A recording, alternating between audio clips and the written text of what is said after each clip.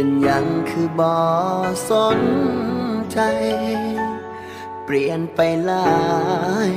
น้อคนเคยหูจักกันตั้งแต่ที่เจ้าจากไปหัวใจของอายมันร้าวรานคิดฮอดทุกวัน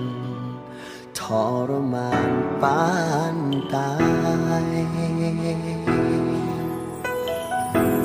ที่ตามหาก็ย้อนว่าอายยังหักอยากสิหูจักว่าเจ้าเป็นอยู่จังใดได้มาเจอแล้วในวันนี้น้องคงสิยืน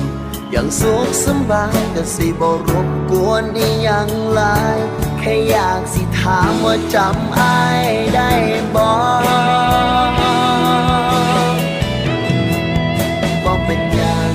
ถ้าสิลืมกันบ่เป็นหยังสิทรมานเจ็บปานใดบ่เป็นหยังสิรับมันให้ได้ห้องให้จนตายก็บ่เป็นหยังขออวยพรให้โชคดีจากนี้สิบ่รบกวนจักอย่างลืมมันซาความหักข้างหายลืมทุกอย่างลบออกให้เมื่อจากใจ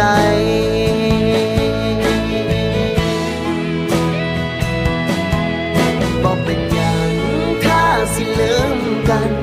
บ่เป็นหยังสิทรมานเจ็บปานใดบ่เป็นหยังสิรับมันให้ได้ห้องให้จนตายก็บ่เป็นหยังขออวยพรให้โชคดีจากนี้สิบ่รบกวนจักอย่างลืมมันซาความหักข้างหายลืมทุกอย่างลบออกให้เมื่อจากใจ